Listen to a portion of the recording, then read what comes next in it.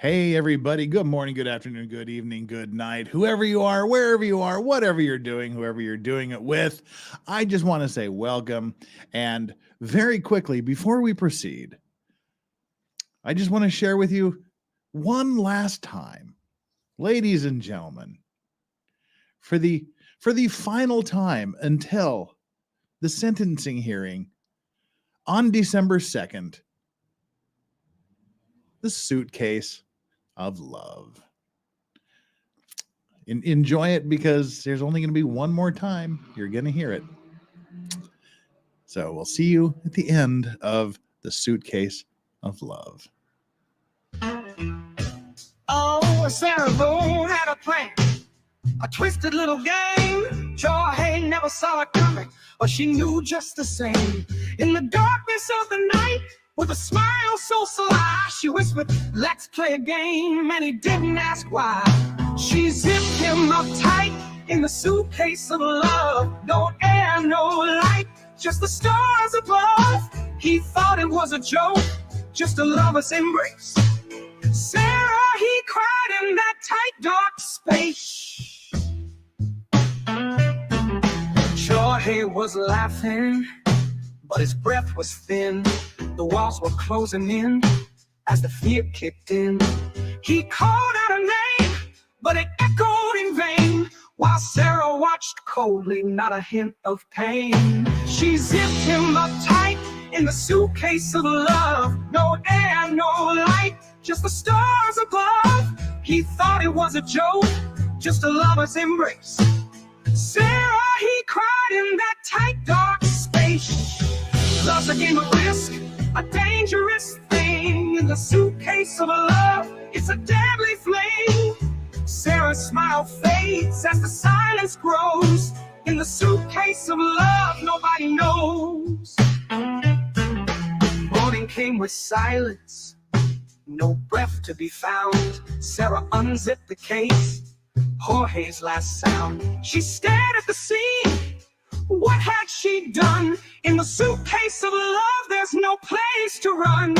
She zipped him up tight in the suitcase of love. No air, no light, just the stars above. He thought it was a joke, just a lover's embrace. Sarah, he cried in that tight, dark space. Love's a game of risk, a dangerous thing. In the suitcase of love, it's a deadly fling. Sarah's smile fades as the silence grows. In the suitcase of love, nobody knows.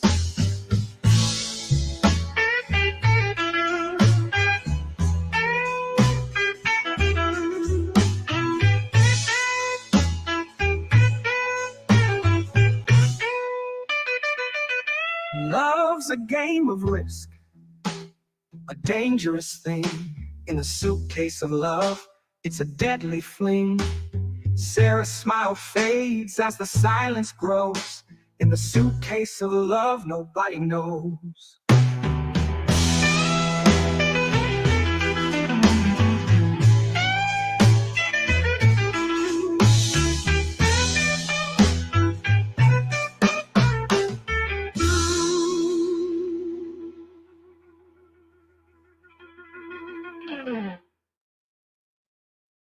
We're putting the suitcase of love to rest. It's still there in the videos list, so you can return to it anytime you feel so inclined. But as for playing it here, just one last time, probably is sentencing. As we move on to other things, the next trial we'll do is we'll be doing the Leilani Simon trial in 2-hour bursts. But there's nothing funny about that case. That's just an all-around sad deal. So no witty funny songs or gimmicks for the Leilani Simon trial. It's a horror fest. All right, so today we are at the end of the Sarah Boone saga. We're going to be watching the prosecution's rebuttal. We'll be watching the reactions to the verdict, because there were some stupid reactions. There were some that just kind of made me go, huh? And we'll be watching a post-trial interview press conference given by Sarah Boone's lawyer. Oh dear, we're at the end. Before we get to the end, though, just a little bit of note. Today is day 45 of the emotional support potato pig dog streak. We have hit the emotional support potato pig dog streak 45 days in a row. Will we unleash the achievement today? Only you will decide that. It's entirely up to you whether we get the emotional support potato pig dogs. Both of them are relaxing calmly here next to me, waiting to see if they get their 15 minutes of fame today, or if today is the end of the streak. Let's see if we can hit day 46 of the emotional support potato pig dog streak. Keep the streak alive or not. It's entirely up to you. And we have our like and subscribe poll. We've got concurrently about 300 people here right now and 130 likes. Come on, peeps. Less than 50% of you have done your job. You know you're going to like it already, so get down there and smash that like button. Smash that subscribe button if you haven't already done so. We have breached the 81,500 mark. We are on the downside to 82,000. We currently have 81,506. Only 494 more to go to get to 82,000. So hit the like button, hit the subscribe button, and let's see what happens, shall we? And oh dear. well, you know, I kind of now I'm starting to wonder, why do I even bother? Why do I even bother to make this little daily count here? I don't even know why I bother with that anymore. Straight out of the gate, before anything else happens, Sonia Chris, OG gangsta, OG supporter of the show, just blows this thing right out of the damn water, straight out of the gate. Sonia Chris dropping the 20 Legal Vices memberships. If you got one of these just right now, make sure you give Sonia or Chris a super, super special thanks.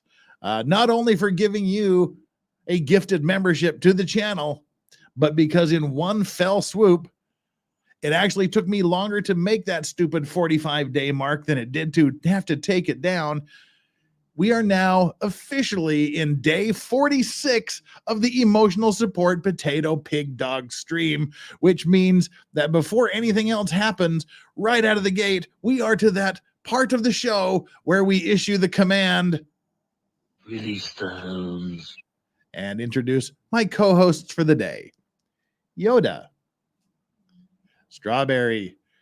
We can do Yoda and Strawberry Cam now because they're both sitting there quietly, and Yoda's giving. Strawberry's like, it's my time to be on camera. It's like she just lays there until I do. She knows this camera thing's happening. All right, thank you so much. Out of the gate, got nothing but thanks and love for you. Thank you so very much for that crazy donation straight from the get-go. Unleash the emotional support potato pig dogs at Jump Street.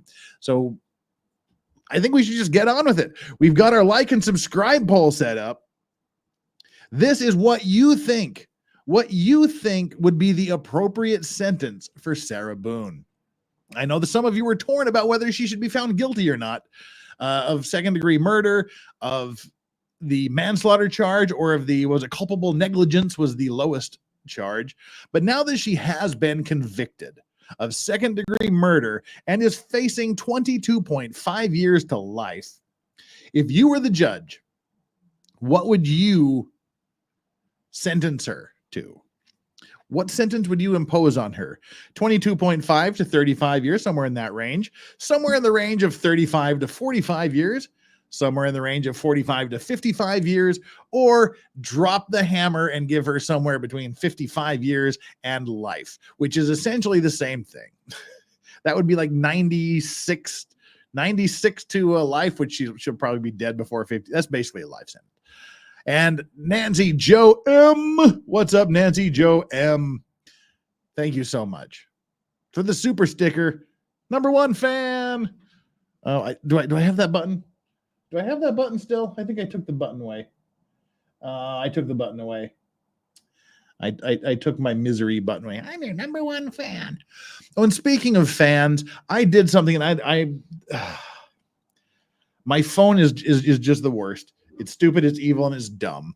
Someone during the F at Friday stream sent a cash app for $100, and I didn't get it till about 2 hours after. Sam was the name. If you got that, I need you to contact me. I'm not collecting it until I talk to Sam, the person who sent the $100.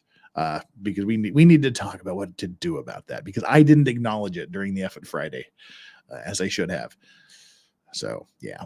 Anyway, if you happen to be Sam, send me a message and let me know. We'll talk. Let me know the details, what account it was sent from, so I can verify it's you. All right, everybody.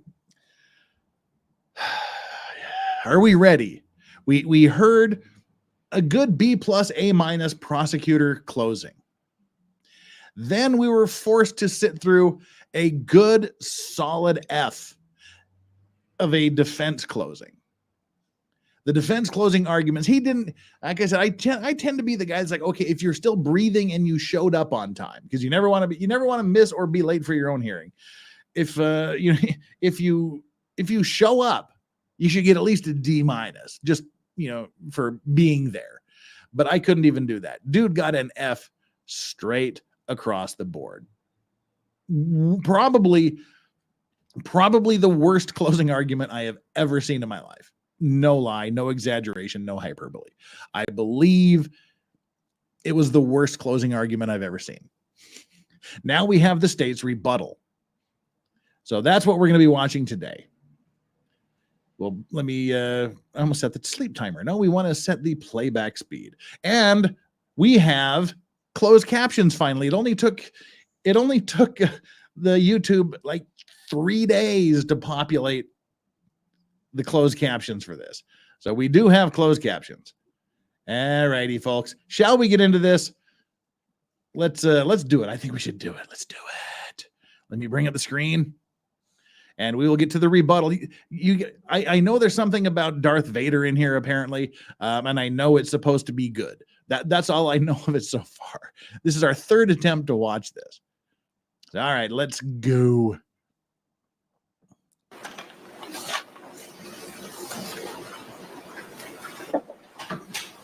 We can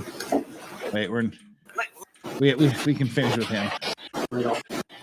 Now, see, I noticed something here. Just before we start with this, this was supposed to show how aggressive he was. Someone mentioned it and I didn't notice, but apparently there's like a tarp under here. You can see like there's already like a cleaning tarp lined up to catch the pieces. Which again, I was always thinking this looked a little bit staged to me.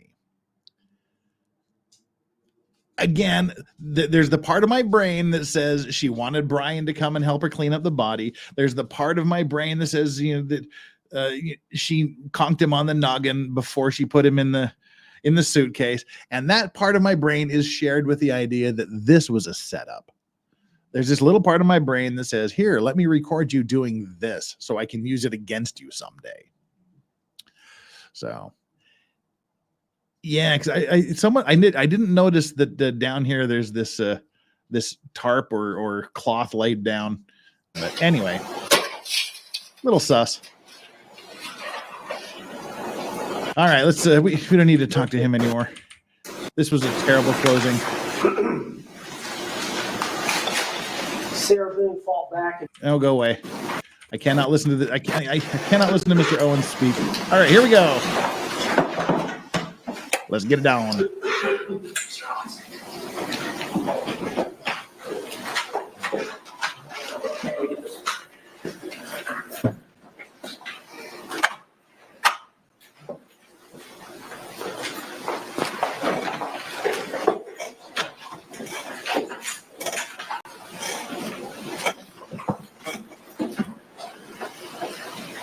All right, while he's doing that, I will take a sip of the final Sarah Boone cocktail, the Boone Tang suitcase.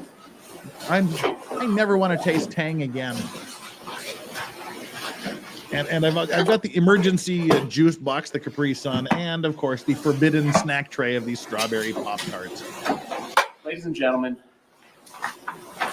George Torres is dead because the defendant believed he deserved to be zipped shut in a suitcase so that she could make him feel how she felt when he cheated on her, when he choked her, and to hold him there as a captive audience, according to her testimony. Now he has to listen to me. Well, right out of the gate, there are credibility issues. Cheating to me means viewing pornography. Well, we saw cheating really means women. And the heated conversation on June 14th about these women in Facebook. And that is what leads to the arrest on June 15th. He's out whoring, Candy Crush, all the bizarre things that you see in her phone. He uses the legal system as a weapon at times. Can you cheat? There's no denying. Wait. I must admit, I am probably the only person on planet Earth that has never played Candy Crush on my phone. Can you cheat with someone on Candy Crush? Just okay.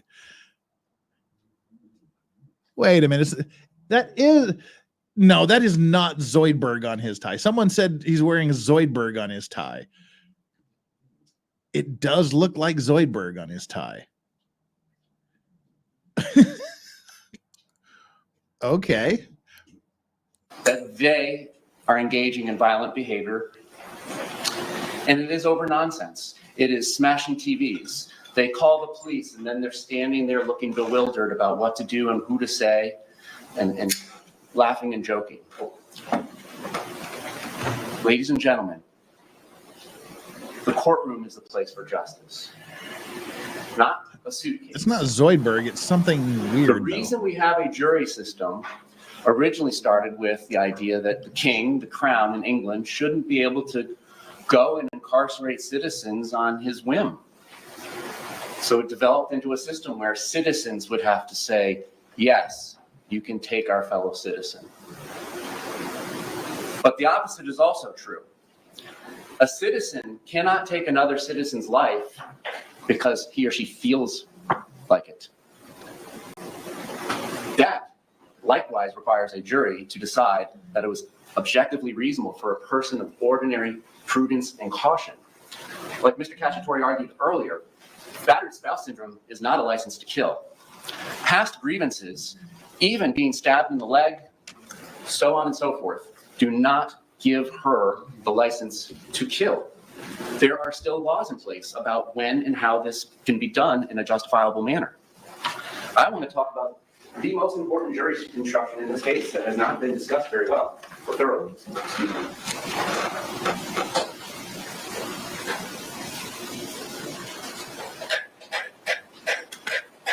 What is the most important jury instruction, do you think, sir? However, the use of deadly force is not justified if you find that Sarah Boone used force to initially provoke the threatened use of force against herself. And we'll stop at that comment.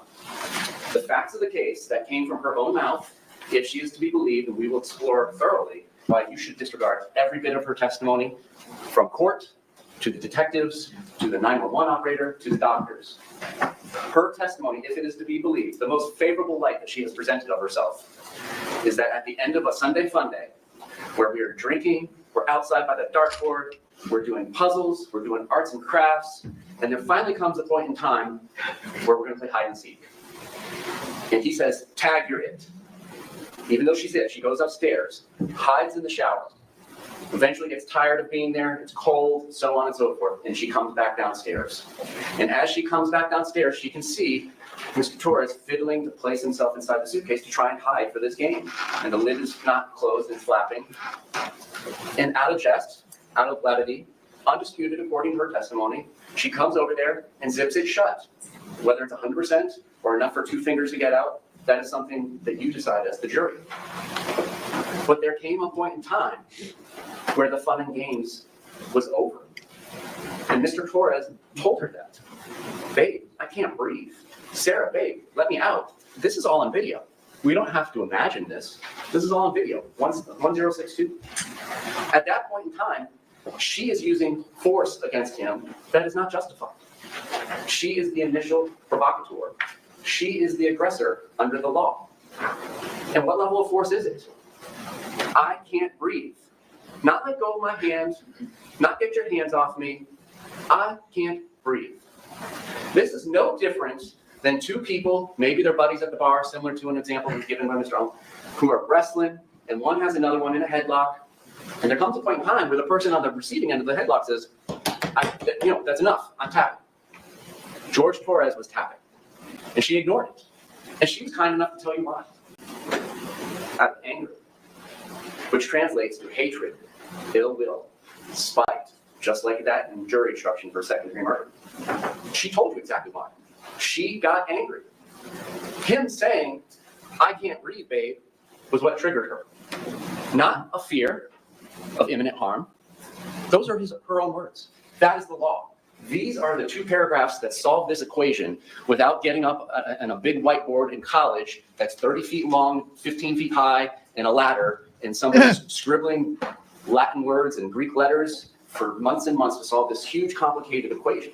The equation is solved in two paragraphs. She is the initial aggressor. He is saying, I can't breathe. It is no different than a naked chokehold that she does not let go of. And she told you it's because I want him to listen to me. This is my bully pulpit. This is how he made me feel in the past. She doesn't describe it as teaching him a lesson, but that's exactly what she says. I want him to feel like I felt in the past. I want to tell him things. Ladies and gentlemen, we can play semantical games, but that is teaching him a lesson. Therefore, we have to look at the other two paragraphs. Because right now, plain as day, the use of deadly force is not justified if you find that Sarah Boone used force to initially provoke the threat and use of force. I'm slowing this back down. He's talking really fast. What force are we talking about? Well, the threat of force that she tells you she was facing was him fighting for survival. Him sticking his fingers out of the suitcase. Him sticking his hand out. That is the threat of force, coupled with, I'm going to end you. Well, ladies and gentlemen, she is the initial provocateur. She is the one using deadly force against him. If I have somebody in a rear naked chokehold, they are entitled to use deadly force against me to break that chokehold, at least until we're separated. He had every right to say what he said. He had every right to exist and stick his hand out and try and survive to breathe another day. However, the use of force is not justified if you find that Sarah Boone used the force to initially provoke the threatened use of force against herself, unless she does one of two things. And she did neither. Not even close. The threat of force asserted towards the defendant was so great that she reasonably believed that she was in imminent danger of death or great bodily harm. All right, let's give her absolutely every benefit of the doubt, which you should. This is a criminal prosecution. The state of Florida has alleged she committed murder.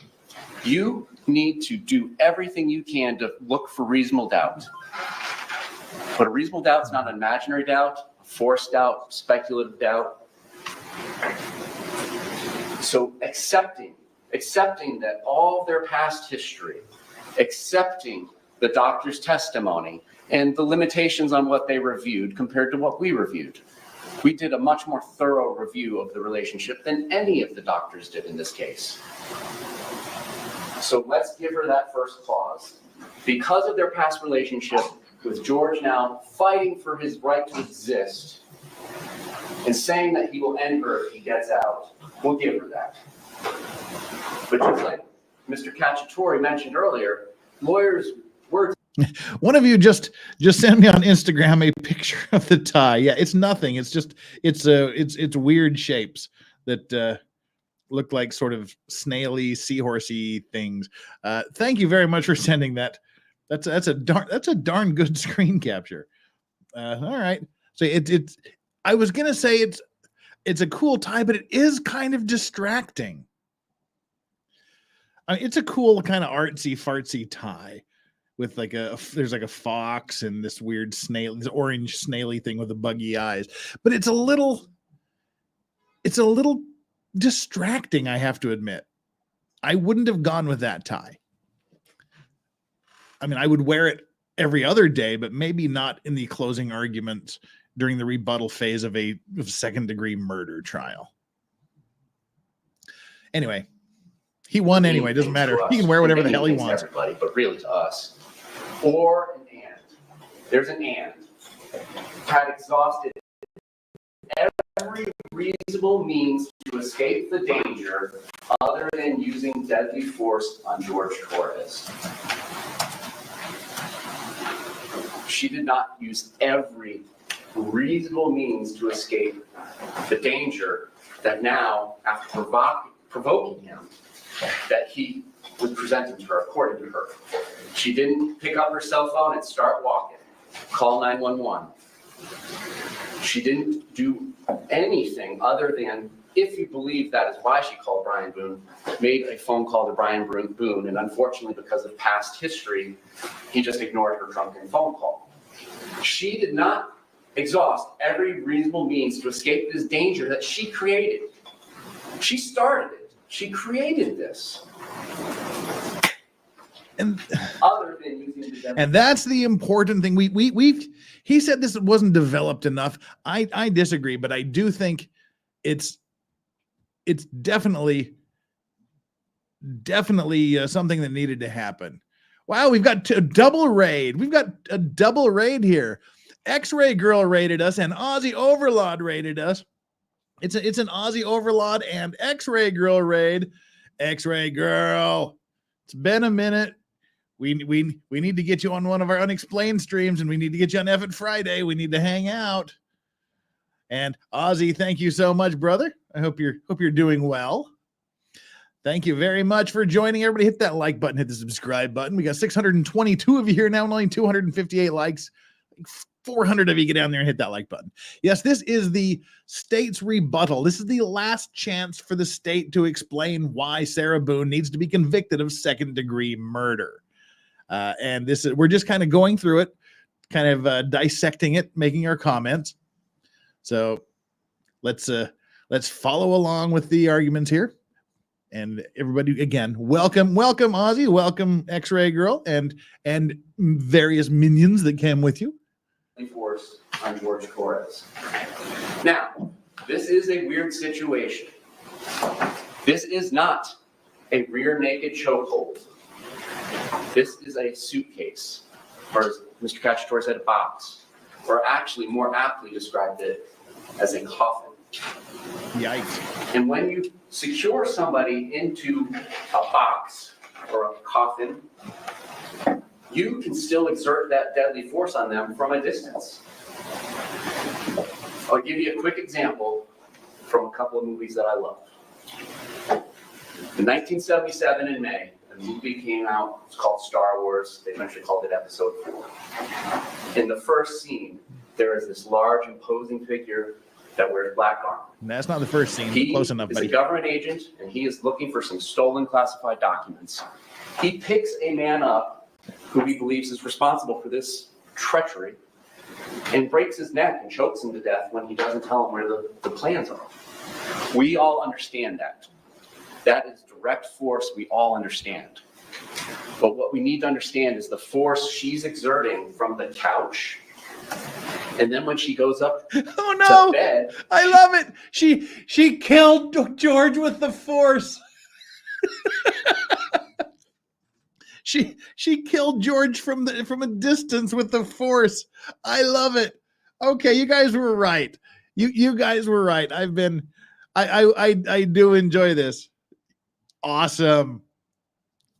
This is actually incredibly good. We heard all of these stupid, ridiculous, irrelevant, and nonsensical examples that the defense lawyer that Owens used during his closing, and then during rebuttal we get a perfect example of how you can exert deadly force on someone from a distance. Darth fucking Vader, man. This is great. She is still exerting that force on him.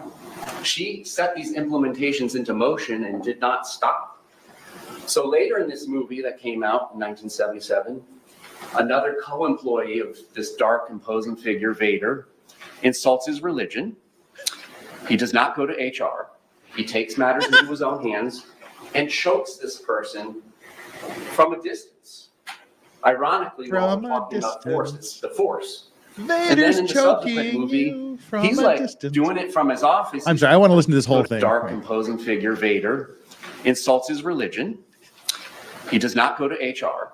He takes matters into his own hands and chokes this person from a distance. Ironically, while we're talking about force, it's the force. And then in the subsequent movie, he's like doing it from his office. He's killing his incompetent employees on different ships. Force, deadly force, can be exerted from a distance in this situation. So whether she's on the couch or whether she turns in for bed, she is still using that deadly force on him. She has not exhausted every reasonable means to escape this danger. Do something. You started this. You put him in the position where he cannot breathe.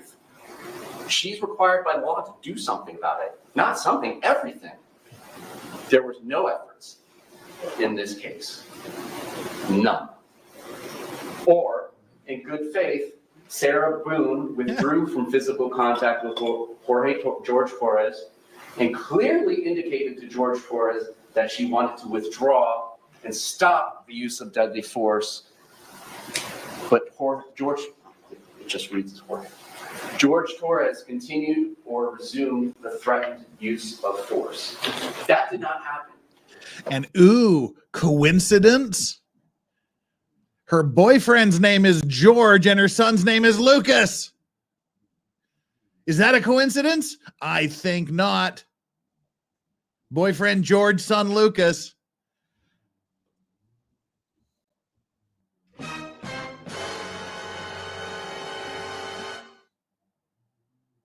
She never withdrew from physical contact.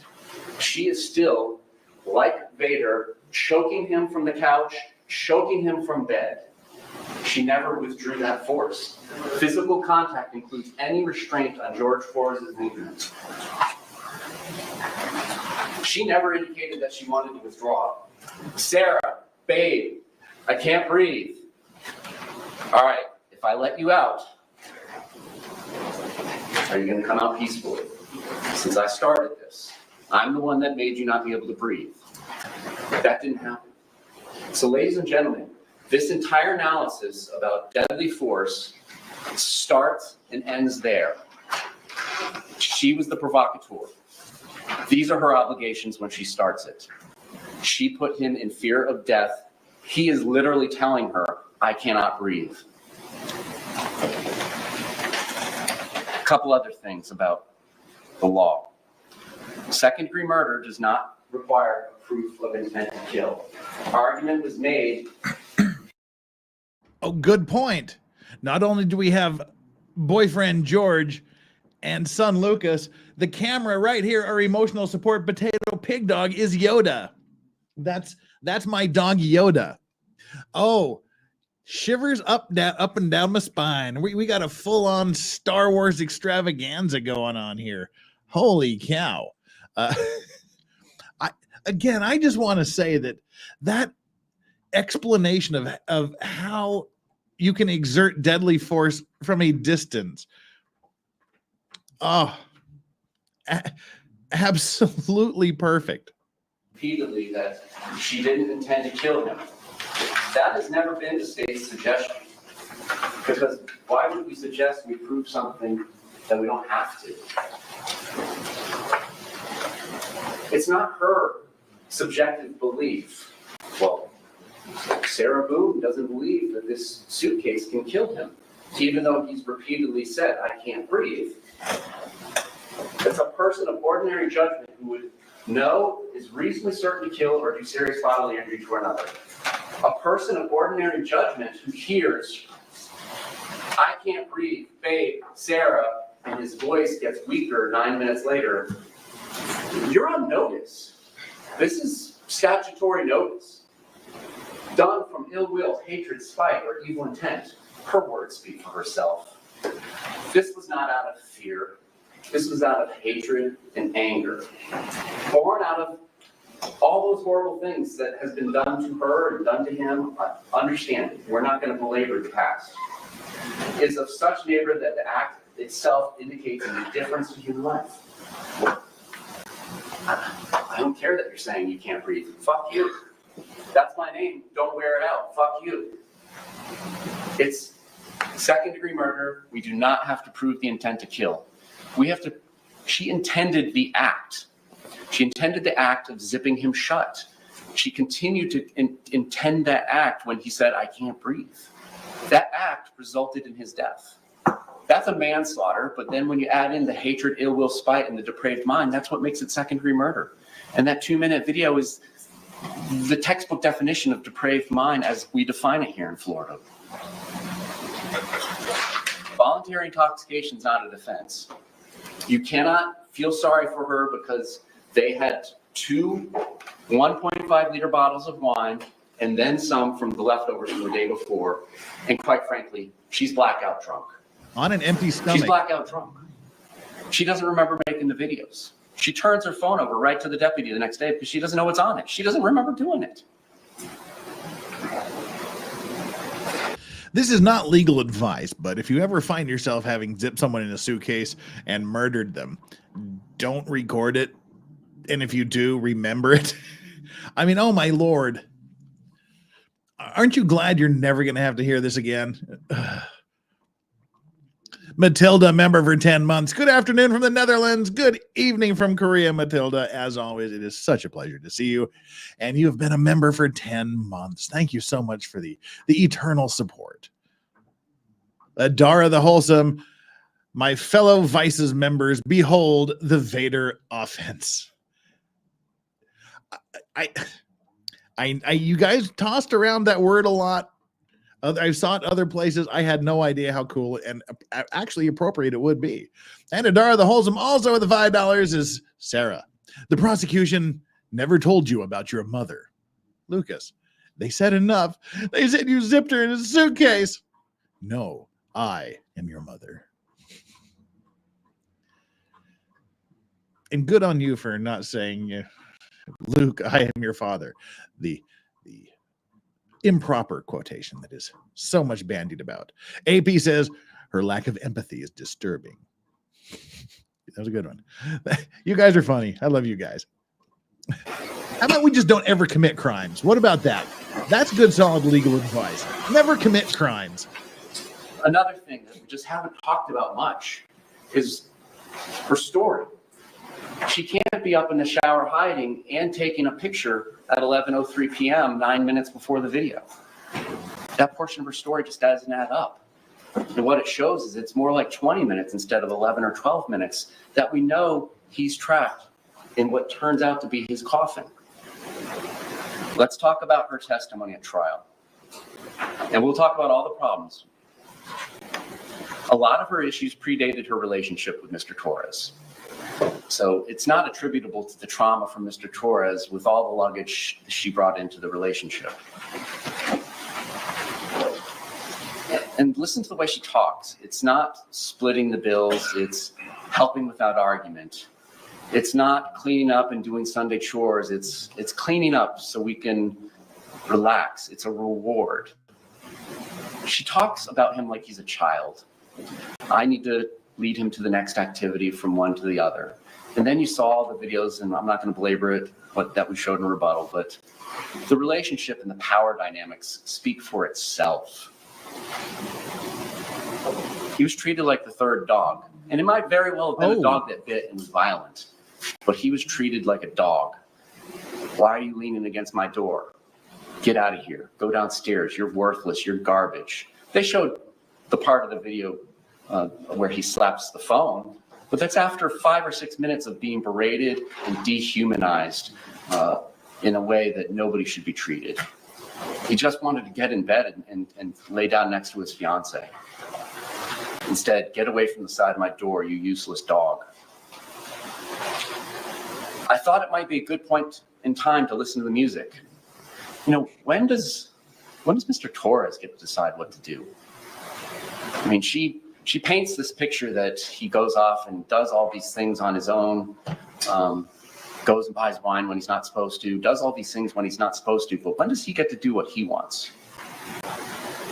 Suitcase downstairs for a week so they can donate it.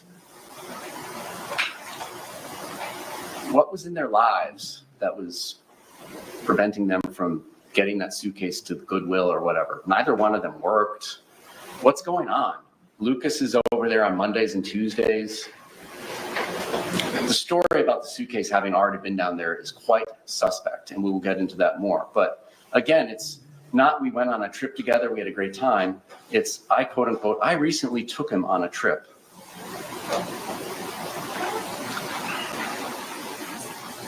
See, and I pointed out that was really weird too. The way she said, I took him on a trip. Like you would say, I took my child on a trip, or as he's, you know, I took my dog for a walk.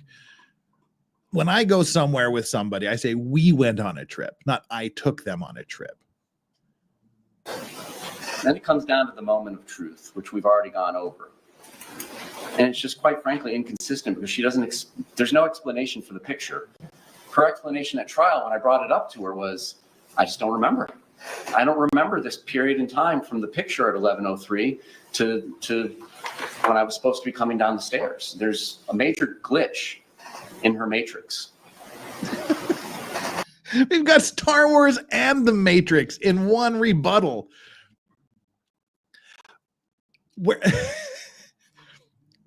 Whereas we just listened yesterday to what I consider to be the worst closing argument I can ever remember hearing. We got one of the best right here. We got Star Wars and the Matrix in the same closing rebuttal. Wow. She shakes the suitcase. Please stop doing this to me. And then his hand gets out. Now she's the point in time where she gets angry and doesn't do what the law requires after basically choking him with his coffin. Beats him into submission with the bat and turns it back over. Please call her Sauron Boone. Please call her Sauron Boone. For the first time ever at trial, she says, I'm going to fucking end you, is what he said. She never told that to even her doctors. We've heard the arguments why she didn't tell the truth to the police and all that. And there's a lot of truth into the argument that was made. There's a lot of truth. When the argument is made that she didn't understand self-defense, what that means, what it comes across as, she makes the story change as she learns about it.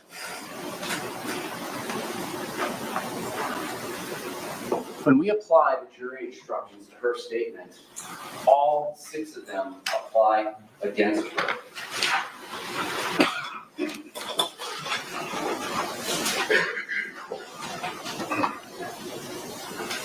While he's putting that up there, Bush McFadden in a bout of whatever you want to call it. Jeff, an anagram of Sarah Boone is she ran Naboo. Holy effing shit. And it is. That's the weird thing. It is. Sarah Boone is an anagram of she ran Naboo. Bush, I hate you. I hate you for bringing that to my attention. Damn. And Seed Van 85 says, why are there so many movie references? It seems almost unprofessional. Oh, no, it is the exact opposite of unprofessional. It's incredibly professional. He is using real world examples that all of the jurors can relate to. All of the jurors have seen Star Wars. All of the jurors have seen The Matrix. They know these references. They understand the references. They get what it means to use the Force from a distance. They get what a glitch in the Matrix is. It's something that doesn't work out. That's absolutely a genius way of making your arguments so that people can understand them. Put them in terms they understand. Refer to things that are common to them. Won't belabor this since it was discussed earlier. But did the witness have an opportunity to see and know the things about which the witness testified? Even at trial, she admitted that she was intoxicated for the first time. She went back and forth with the police about whether or not she was intoxicated and her standard of drunkenness and whatnot. But she was so intoxicated that she still felt the effects of it at 1 p.m. the following day. The medical examiner told you that alcohol dissipates in the average person. Everybody's different. Tolerance, all sorts of things come into play. But on average, 0.015 grams per deciliter will dissipate every hour. So you can do the math. 0.015 times 14 puts her at 2.5 times the legal limit. For those reasons alone, you should not believe anything she told you. You should not believe anything she told the police. You should not believe anything she told the doctors. She was at 2.5 times the legal limit. She has a gap in her memory that's unexplained when I brought up the photograph at 11:03. You can't have it both ways. I don't remember 11:03 to 11:12, but I was upstairs in the shower hiding. Does the witness seem to have an accurate memory? Well, this ties into what we're talking about. But again, there's a glitch in the matrix, 11:03 to 11:12. Her memory is not accurate. By her own admission, I don't remember. She tells the police when they show her the video, I don't remember that happening. Was the witness honest and straightforward in answering the attorney's questions? I submit when we got off script, and by we, I mean with both attorneys, she wasn't as honest and straightforward as when it was a very directed and smooth examination. I came out of the gate with something that was off script. Tell me about Pamela Erickson. Tell me about Christine. Tell me about Crystal. Because she's the one that said cheating to her meant pornography.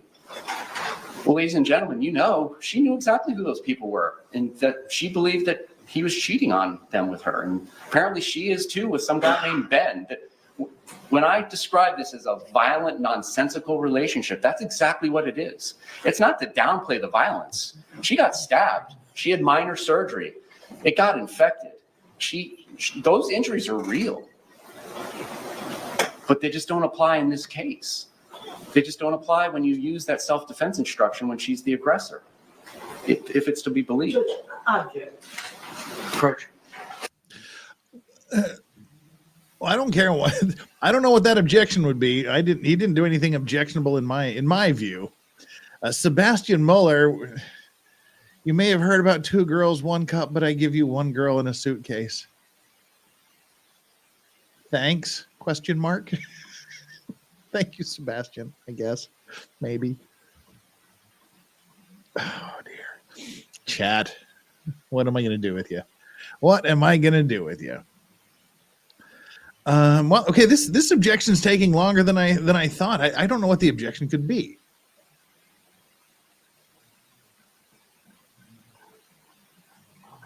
I had a Star Wars t-shirt from Kmart as well. It had like 3/4 length sleeves. It had like 3/4 length black sleeves, white front, said Star Wars on the front of it. And I collected all of these Star Wars trading cards that came in Wonder Bread packages. Well. All right, he's yammering on about something. Let's move this along. See how many more movies. I will still. I'll email him $1,000 if at some point in here he calls her Sauron Boone. Let's keep the movie references coming. Overruled. May proceed. Objections overruled. Yes, sir.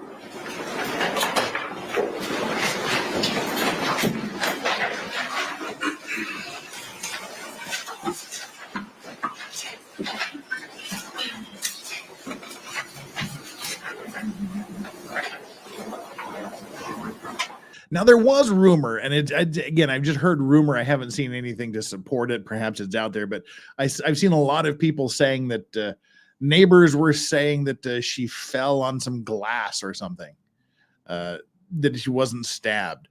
But I mean, it wasn't in trial. I don't know. It's just pure rumor to me. Maybe somebody did say that, but I haven't seen it. So to me, it's just rumor. But it makes more sense than her just randomly stabbing her. Bad spouse syndrome does not have any effect on this case. It has no relationship to this case because she is the aggressor. She zipped him shut in the suitcase after he said, I couldn't breathe, she wouldn't let him out. Therefore, all of the instructions above that paragraph of however do not apply. They do not apply. Now, turning back to what I was saying, did the witness have some interest in how the case would be decided? Well, of course. 3 out of 4 panels that y'all came from indicated to the judge fear of punishment was more important than the fear of public speaking. It speaks for itself. She has an interest in the outcome of the case. Now let's talk about, does her testimony agree with the other evidence in the case? You do not have to accept this story. Let's pretend, as you should, because all 6 of these things, we haven't even gotten to the inconsistent statements. Let's pretend her testimony doesn't exist, and you just have to look at the circumstances.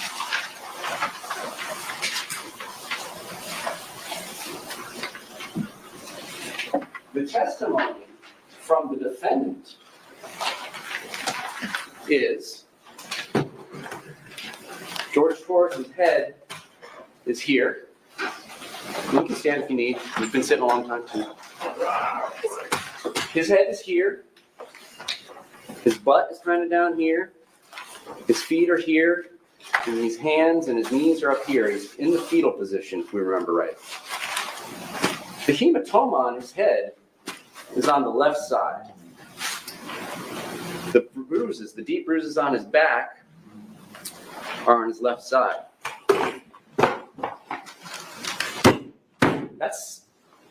You hear that? That's solid. You don't have to accept that she put those marks on him while he was in there. He's going there, isn't he? He's going to go what we've been speculating. That little part of my brain that I was saying said she wailed on him with a baseball bat before she put him in there.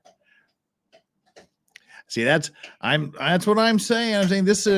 That's the part of my brain. I'm saying my spidey senses were tingling from early on that she whacked him with the baseball bat and conked him out, just conked him on the noggin, and wailed on him and then stuffed him in there.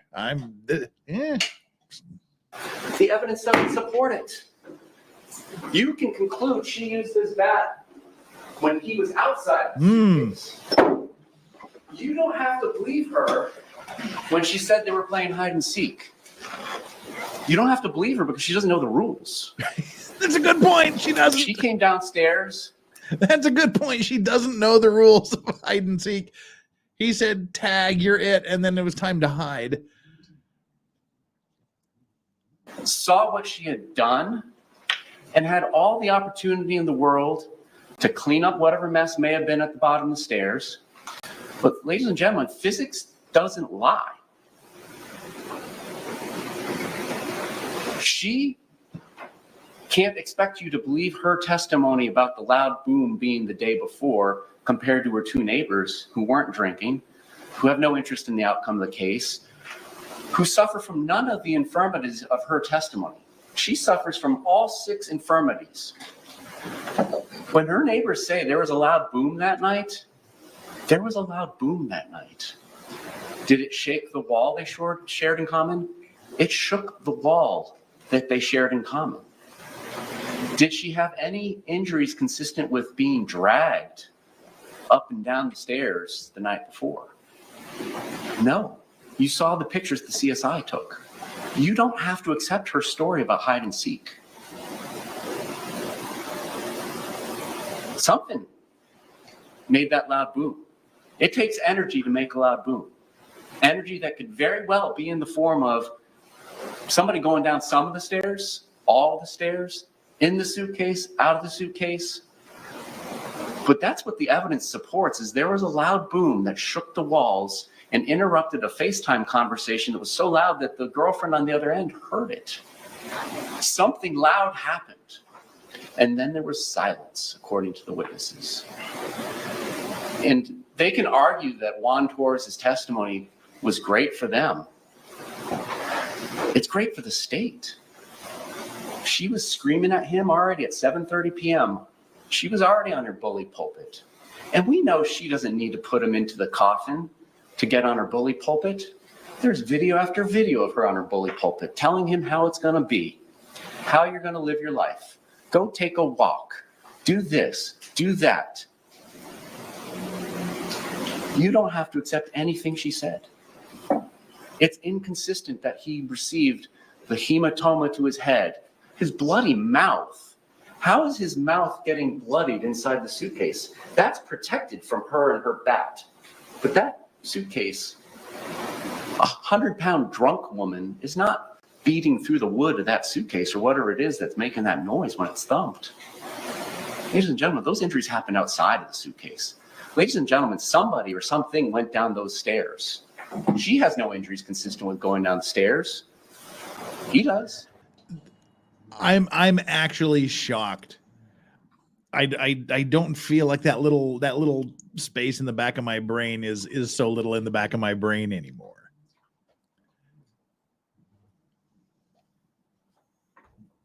He's saying it. Knocked him out, whooped him with a baseball bat, and stuffed him in the suitcase. I'm perfectly fine with that. I feel vindicated. You don't have to buy her story, and you shouldn't.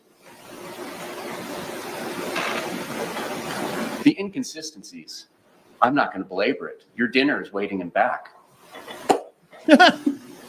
Let's just briefly talk about the experts. Let's get through this. You guys got to eat dinner. Dr. Brandon was absolutely fantastic.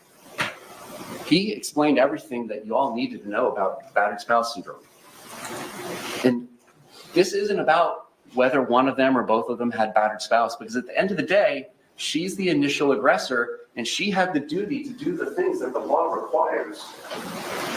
But it does call into question the credibility of the past power dynamics of their relationship.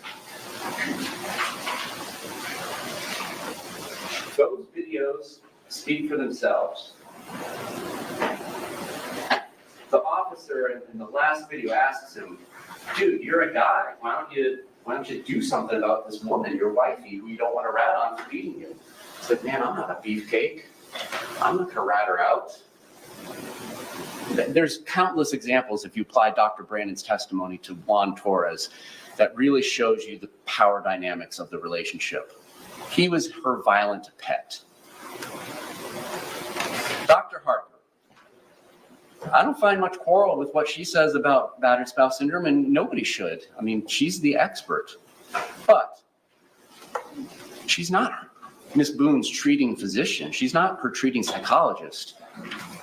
The way it was described in argument, and I believe from Dr. Brandon's testimony, was she's supposed to be a forensic detective. Get to the bottom of this. She's going to come in here at trial and tell you her opinion you should rely upon. With 9 visits, she never asked the defendant what it is the victim said that put you in imminent fear of death or great bodily harm. That's the crux of the matter, Doc.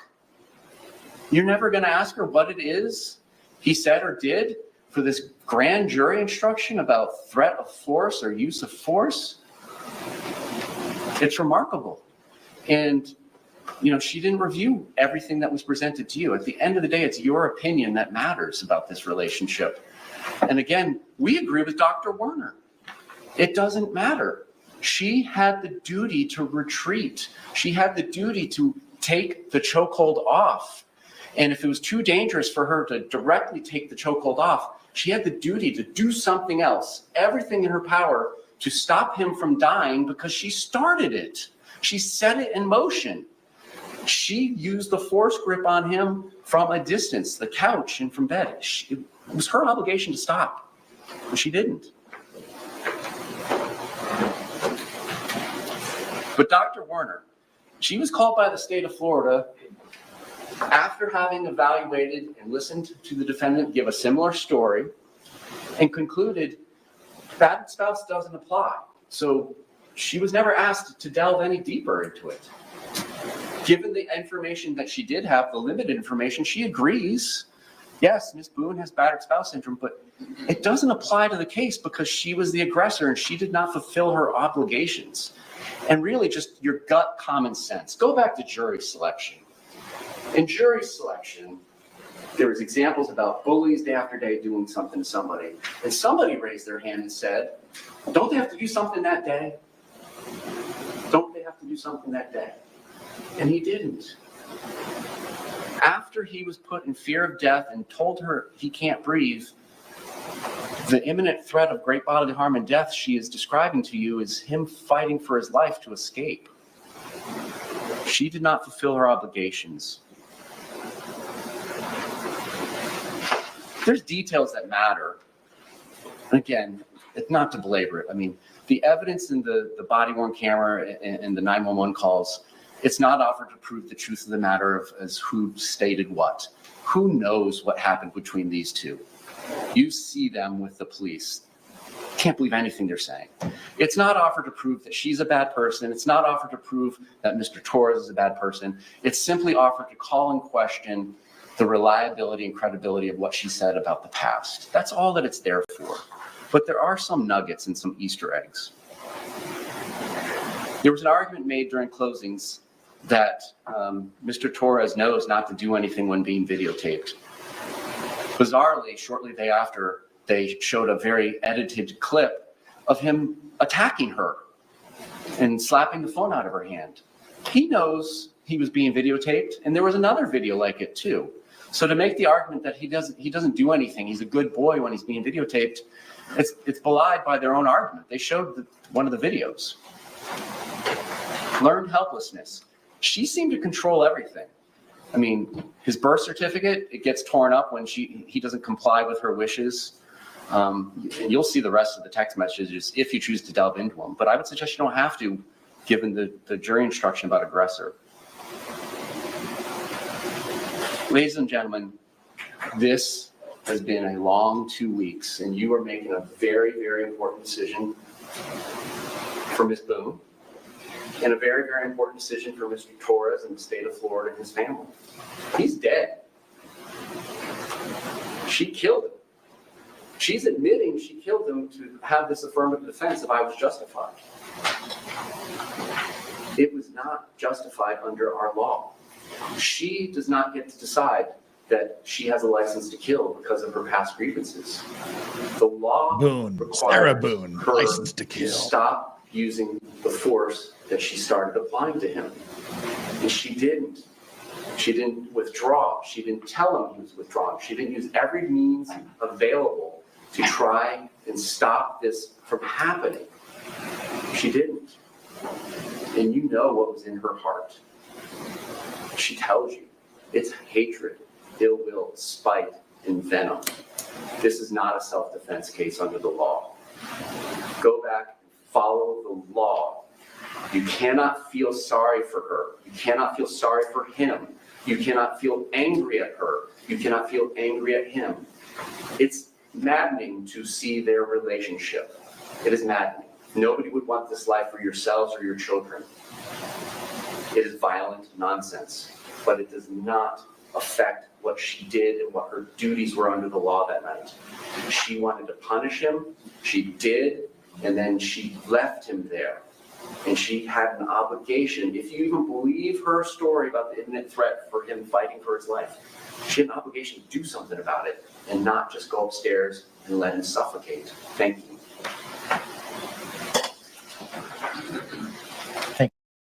Well, that was the prosecution's rebuttal. Let's switch this on up here real quick. What do we got? Here we go. We'll shift away. Sorry, Straubs, your 15 minutes of fame are over. It's time for Yoda to get some FaceTime. Yoda needs some FaceTime. Okay, well, to recap all of that, I gave Mr. Tight Suit Man, I gave him a high B plus, low A minus on his closing. Thought it was good. It was well organized, well put together. Owens got a flat F. Just as I've said repeatedly, I cannot think of a worse closing argument than Owens gave. It's literally the worst closing argument I've ever heard. If I have heard a worse one, I can't remember what it was. The rebuttal here by Jay. That's a tough one because I really, really liked some things and I was less impressed by other things. The impact of what he said was great. It had the intended impact. It basically erased the memory of Owens from the minds of the jurors, I think. I know, apparently from what you guys are saying in chat, that's his lucky trial tie. He always wears it on closings. It's a little distracting.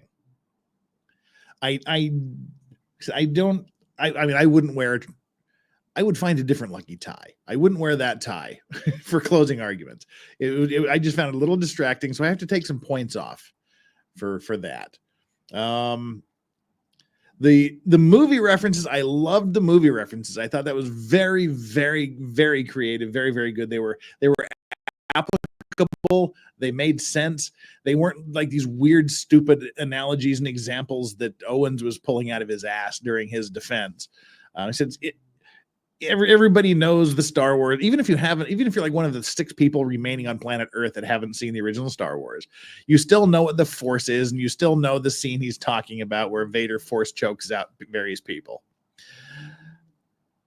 It was this a real world example that we can all relate to. And the same with the Matrix. We all know what the glitch in the Matrix means, even if we haven't seen the Matrix. But it was from about the midpoint after he stopped talking about the Matrix and the Force, it got a little disjointed, a little jumpy aroundy. And that's a legal term of art, by the way. Jumpy aroundy. It got a little jumpy aroundy. And I had to take some points off for that. I would give it, gosh, on the balance, I would have to overall say it was a B. I'd give him a B. I'll give him an 80%. But who doesn't deserve a B, a D, and who is right down there in Owens territory with the F is one of the guys we're going to hear from next in our reaction to the judgment. Before we do that, we had one thing that I had mentioned. Jonathan Dean said, does not explain him on video, laughing and joking while initially in the suitcase. She may have thrown him down the stairs when he was in the suitcase. That seems more likely plausible, except for the fact that there is, I can't explain him on video laughing and joking while initially in the suitcase because there is no video of him laughing and joking while initially in the suitcase. We don't know when he was initially in the suitcase. We don't know how long he was there. All we know is that the first video, the first thing we hear is Sarah, I can't fucking breathe. That's not really laughing and joking. She said that they were laughing and joking. That's it. There is no video evidence, and it never, ever happened that there's a video of him laughing and joking while in the suitcase. So can't explain it. No need to explain it. Didn't happen. Right. Well, we are here at the midpoint. It's time for the midstream grift. Give me a couple of minutes here. And while I'm doing this, chat, I would cordially invite you, all members of the Vice Squad who have not yet done so, and if you're watching me now, you are a member of the Vice Squad. We currently have 783 viewers who are getting ready to watch some very public reactions to the Sarah Boone verdict. 787 of you, but only 400 likes. Come on, people. 380 of you need to do your job. 380 of you. Get down there and smash that like button. It takes instants.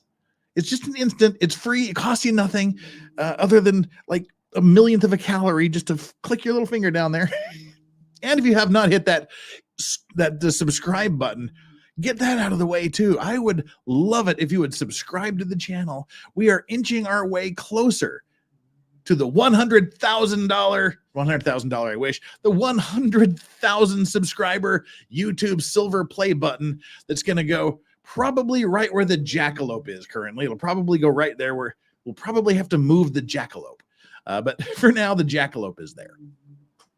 But we currently have 81,518 subscribers. So hit the like button, hit the subscribe button. Let's keep us moving forward. And we have our like and subscribe poll. Let's see how many of you have voted, because I know you've, yep, that's what I thought. 691 votes on our like and subscribe poll. That means, seeing how there's only 445 likes, that means 250 of you basically have cheated and taken the like poll without hitting the like button. Repent, repent, and correct your behavior. The question for today that I've asked you and you're responding to in the like and subscribe poll is, what sentence should she be given? She's already been, whether you think she should have been convicted of second-degree murder or not, that particular ship has sailed. She's up for sentencing on December 2nd. The judge will give her a sentence. If you were the judge, if you were Judge Kranick, what sentence would you give Sarah Boone? 8% of you say 45 to 55 years. 23% of you say 35 to 45 years. 25% of you, 1 in 4, say 22.5 to 35 years. 44% of you, the vast majority, say 55 to life, which is essentially the same thing. At 55, she'd be like 96. So 55 to life is basically life never getting out. 44% of you. That's a respectable number. I was thinking, my initial gut reaction was 40 years, but the more I think about it, the lack of remorse, in fact, like right here, she's been convicted of murder, and she smiles, it's weird. She's walking out, just things, all kinds of weird stuff. There's an utter lack of remorse, utter lack of sympathy, utter lack of empathy. I would probably have to go harder on her than just 40 years. I would have to give, I would be in the 55, I would give her like somewhere around 45, 50 to life. But I would probably be more inclined for life, because that's pretty cold what she did. With zero apologies, zero remorse, zero emotion. I'd probably have to go with life now that I've spoken about it out loud. That's what I would have to do. Life. That's what all right. I'm with you for solidarity with the 44%ers. Okay. Now that we've got that out of the way, and we picked up a few more likes. A few of you hearken my call. We're still 300 short of where we need to be. 467. We should be at 765. So still 300 likes short, but come on, people, do it. Get down there. And what we're going to do next, we're going to look at this reaction by a panel on Court TV. I haven't even seen everybody else's response or reaction that was on this panel. Just the first guy on the panel made me go, what? We are going to watch this and talk about this, because this is different. All right. Rejected her truth. She is the prime Trump. This is him talking here. All right, come on, dude. The trial took on a little bit of a different nature. Fence inside this. Come on, Vinny. But they're December 2nd. And I could see it, even though it was, I Vinny, never we don't need to care about you, Vinny. Still with us, our think tank tonight. All right. This is the reaction, which includes Johnny Depp's lawyer, Benjamin Chu. He's on the panel. I'm curious to see what he has to say. But, dude, this first dude, we got to talk. Bernardo Villalona, Paulette Lofton, Ben Chu, and Philip Dubé, deputy public defender out in L.A., who's been with us through the years, as have the other members of our think tank covering this story, this case, and this saga. Philip, I'll get your reaction first to this rather swift verdict, less than an hour and a half on a Friday night.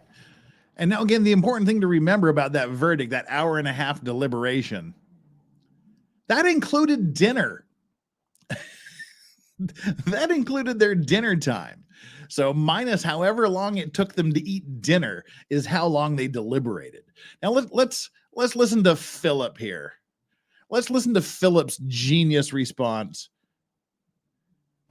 Yeah, I'm actually wearing a red tie tonight, Vinny. But to be honest with you, there's a lot of pink in it, because I think of it almost like our purple states. There's a mix of the blue and the red. And I was...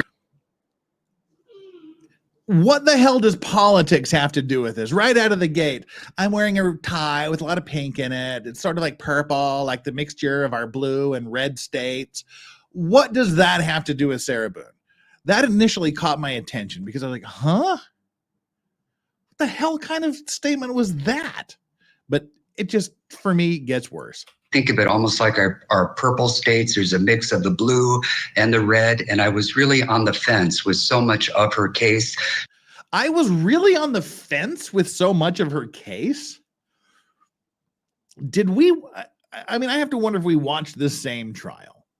I know there was a lot of people who were temporarily swayed by her testimony and the pictures of her with all of these wounds and whatnot. I know there were a lot of people that were temporarily swayed, but it seems like most of you that were temporarily swayed went, oh hell no, when you saw the defense's rebuttal arguments.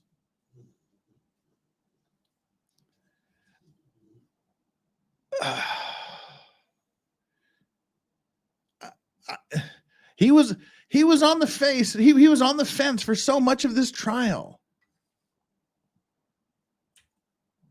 The blue and the red. And I was really on the fence with so much of her case. She truly believed in her truth.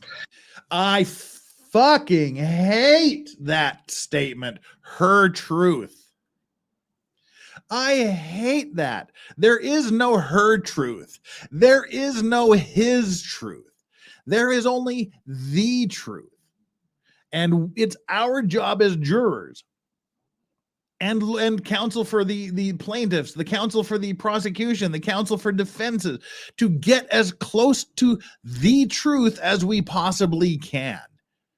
You can't say her truth or his truth. She didn't have a truth. She had a bunch of damn lies. I mean, her truth. On the fence with so much of her case. She truly believed in her truth. She truly believed in her truth. She spoke truth to power. And you know what phrase I hate more than my truth or her truth or his truth? Spoke truth to power. The fuck does that even mean? She didn't speak shit to power. She didn't speak anything to power. She didn't speak truth to anything. What does that even mean? Spoke truth to power. What fucking power did she show here in court? None. What power did she show anywhere other than over a child, over a blind dog, over a deaf dog, over her battered and abused husband? Nowhere. The only place she had power was over those that were physically and mentally weaker than her. This is one of the stupidest statements I have heard from anyone. Okay, I'm going to alter that. That is the stupidest statement I have heard from anyone that had anything to do with this trial. She truly believed her truth, and she spoke truth to power. Off ya fuck, Philip. Adara the Wholesome, classic commie speak. Liberty Prime for president. Adara the Wholesome, classic commie speech. Ugh. Spoke truth to power. F off. Seriously. But the jury rejected her truth.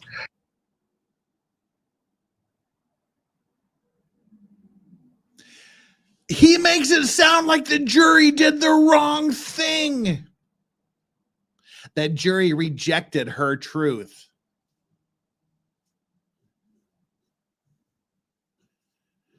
What? He makes it sound like the jury did something wrong, that the jury should be chastised for not accepting her truth. The hell is this garbage? Like I said, I haven't seen much more than this because I was just like, all right, we need to talk about this after it's done. I hope one of the other panel members just slapped him upside the head. This is so dumb. She truly psyched herself up into believing that she was a battered partner. But I believe she was a battered partner. I believe he was a battered partner. I believe it was a toxic, codependent relationship they were in. They were both abusive to each other. I have no problem believing that. But again, as the prosecution repeatedly hammered into people's heads, just because she was a battered spouse does not give her a license to kill when and where she sees fit. They're rules. This isn't Nam. They're rules. The jury clearly rejected her truth. She is the prime example. This is the case why we settle. And it is so tragic that she did not take the 15 years against the advice of counsel. It's tragic she didn't take the 15 years. It's tragic. This is why we have, let me get myself out of the way here. This is why we have settlements. This is the very reason we have settlements.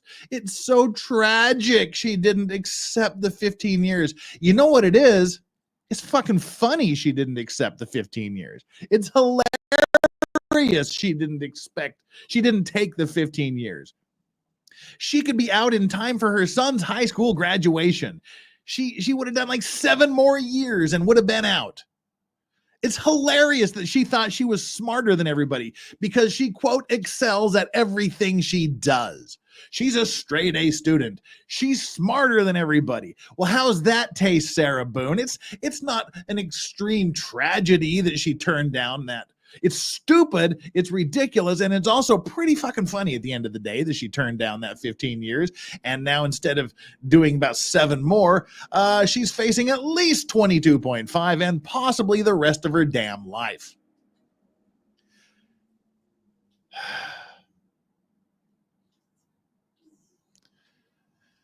That is the stupidest thing ever.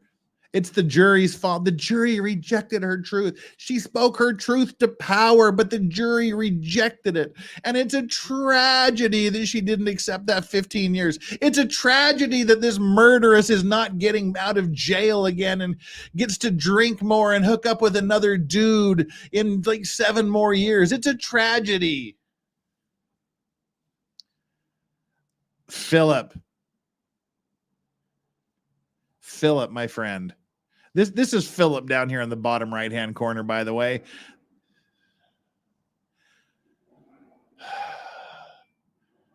And I like that we got Johnny Depp's lawyer, Benjamin Chu, here in the bottom left corner, just kind of doing his little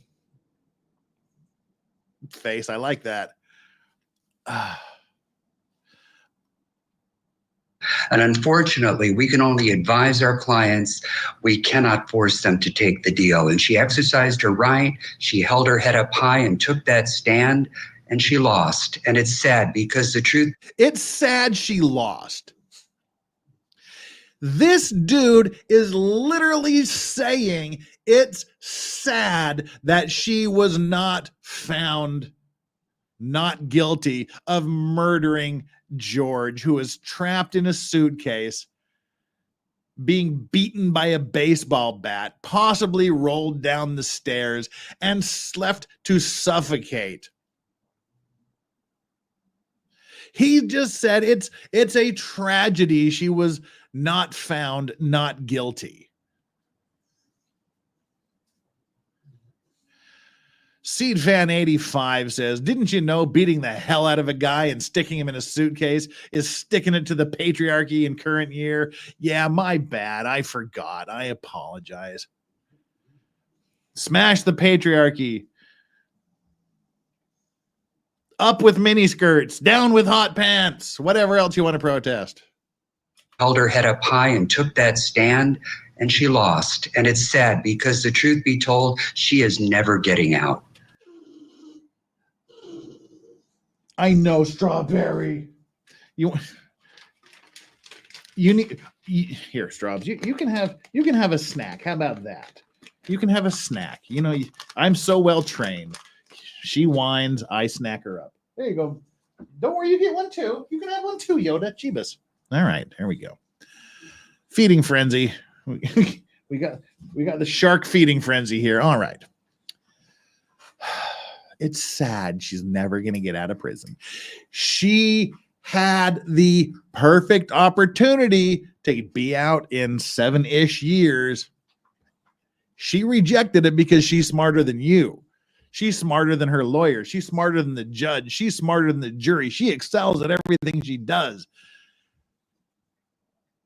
She didn't take it. It's not sad she has to spend the rest of her life in jail. She royally intercoursed herself.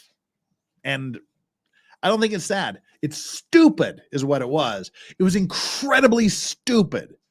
It's not sad at all. So you don't think she's getting out under these circumstances? Never. Because of the torture? She will die. No, just because it's going to be an indeterminate sentence. She will be at the mercy of the Florida Department of Corrections Parole Board. I sincerely doubt that they will ever cut her loose. She's just going to be spending the rest of her life there as. Gotta say, this looks like a guy that would utter the phrase, she spoke her truth to power. An inmate with a reg number.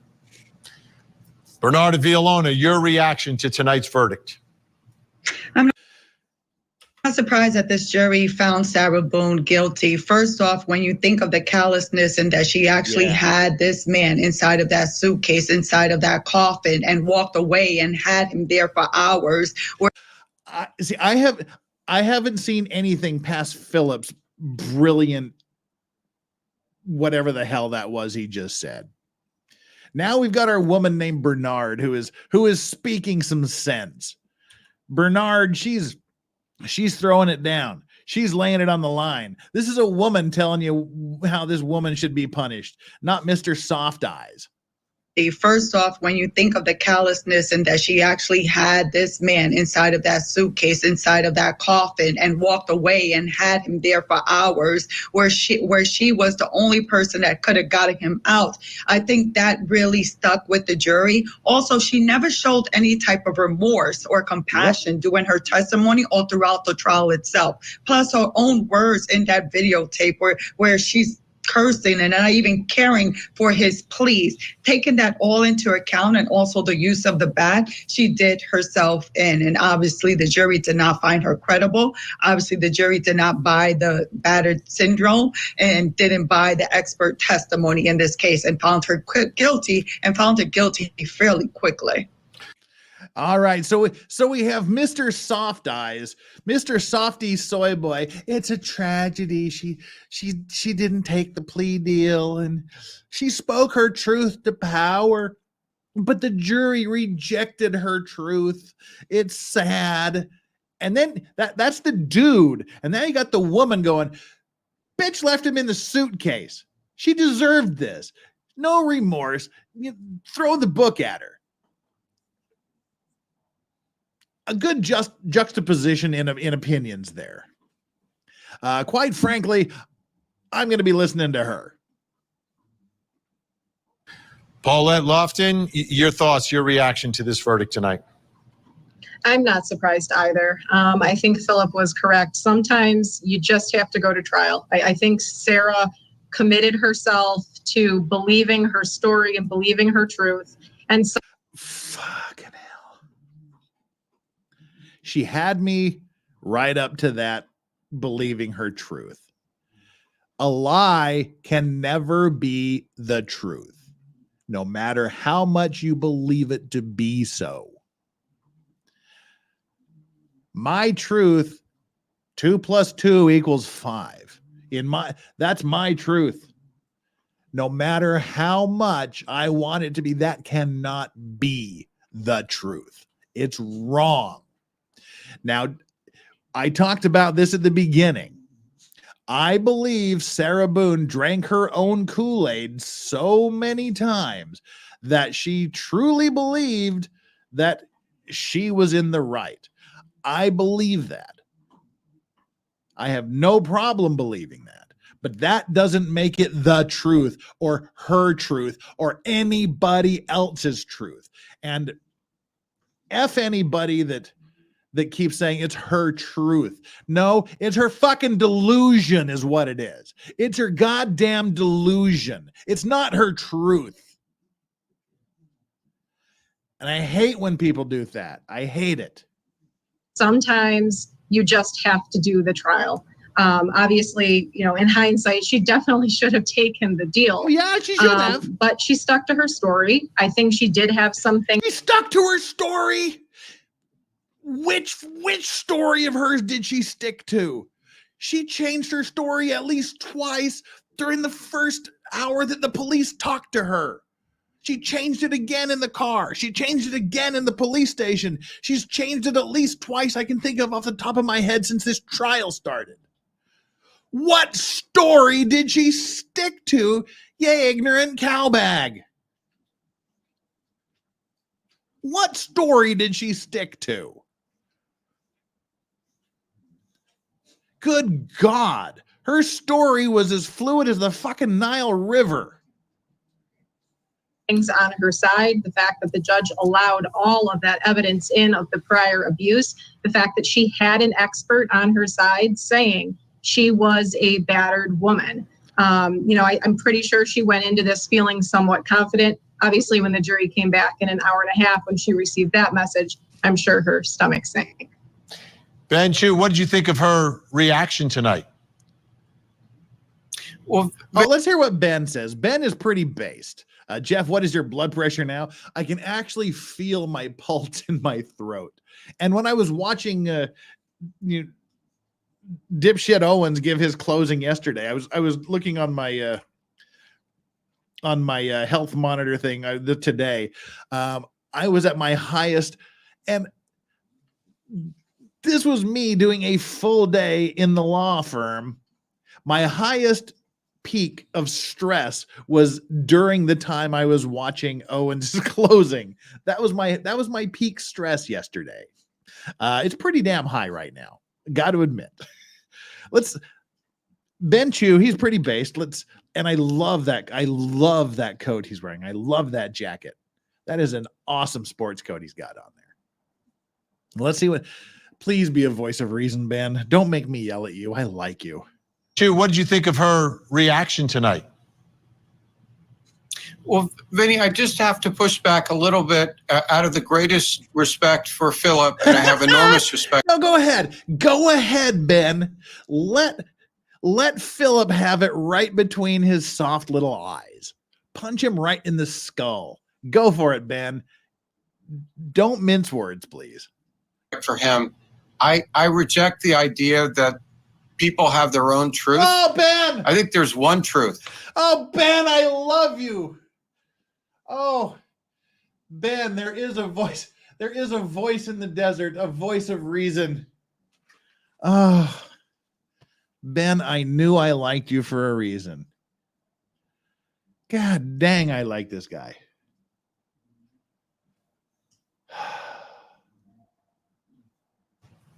And the truth was that she did this. And whatever she has convinced herself is true in her own mind is not relevant.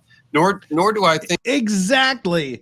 It's not your truth. It's her delusion, as I said. I think it is a tragedy that she rejected the plea deal. She should have taken the plea deal. I don't think it's a tragedy. I just think it's a mistake. Oh my God. It's like... I feel seen. Is that what I'm supposed to say? I feel seen. I feel heard. I feel validated. Someone is sharing my same opinions. Ben, I love you. I love you, Ben Chu. Tragedy is when an innocent person dies. I don't think it's a tragedy here. I think she's a mistake. And if she deluded herself, the fault is hers. And here's her final moment. Wow. Vinny didn't know what to say there. He made Vinny a little bit speechless. Vinny's like, okay. Wow. Ben the man. The fault is hers. Listen to Vinny. And here's her final moments in the courtroom. One thing about where she is right now, there are some defendants, and we've covered cases like that, where they get out on bond. and they're outside waiting for their trial. Then they get convicted, and then it's a major change in their life. Bernarda, how much of a change do you think this will be for Sarah Boone going from? All right, that's really all we need to see of that. Then they just kind of go off and keep talking, I would assume. I think they got all the opinions they wanted on what happened. Now, the next thing we're going to do, we're going to go on over to the channel Trial TV. Trial TV is a good friend of the show. They just criminally undersubscribed. They bring us enhanced audio, and right now they're showing they're redoing the Chandler Halderson trial, which is awesome. But let's bring this up here. This is the after trial press conference given by Owens. And let's embiggen and start. Any comments on the verdict? Do you feel like it was a I fair shall trial? be back right back. Well, we're disappointed. Sarah's disappointed. But we feel like she's got a couple of pretty good appellate issues. And just, Sarah's plight's not over. So I'm sure, as y'all know, she's a fighter. I'm sure she'll be filing an appeal. But we're going to present some mitigating evidence. I think Dr. Harper will be testifying at the sentencing that I think is set early December 2nd, 1:30. So we'll be back up here for the sentencing. And hopefully Dr. Harper can go in a little more depth about some of the other issues, the mental health issues that Sarah suffers from. And hopefully the court will consider that, and then we'll go from there. What do you think the appropriate sentence should be? What do you think the appropriate sentence should be? Well, of course, I'm. Okay, chat, I'm back. And it seems I took Yoda with me. All right.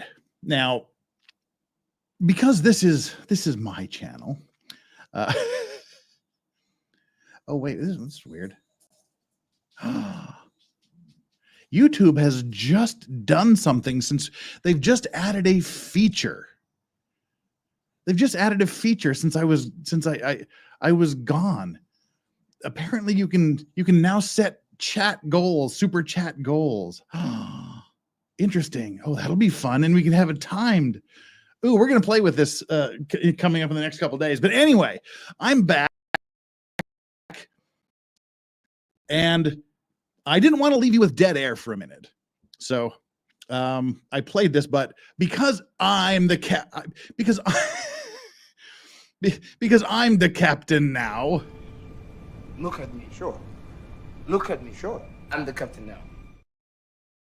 I'm going to go back and I want to hear what he said from the beginning. So we're going to replay that.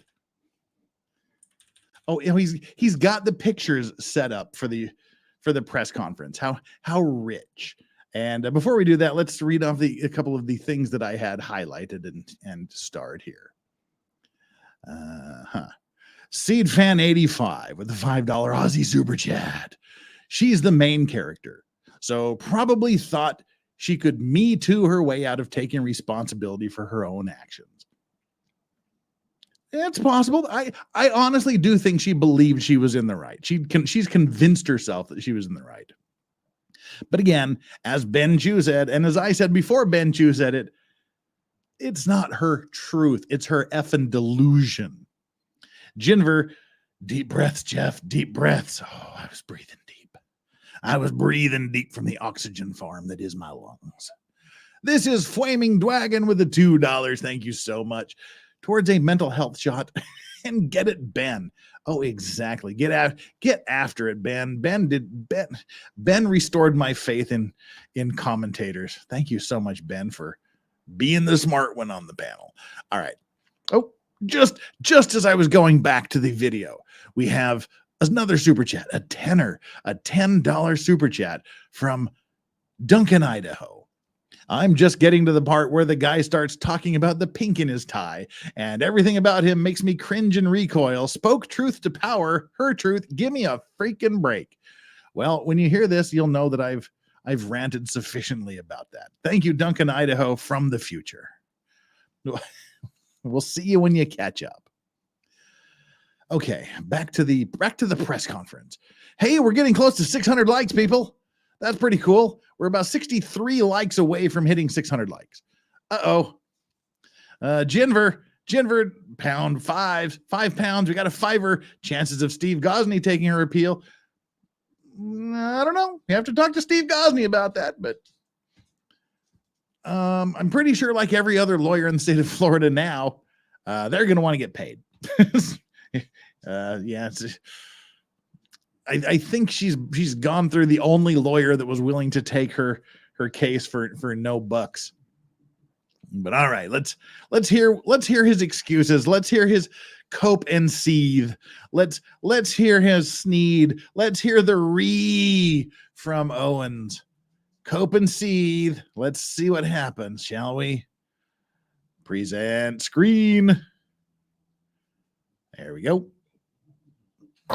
Any comments on the verdict? Do you feel like it was a fair trial?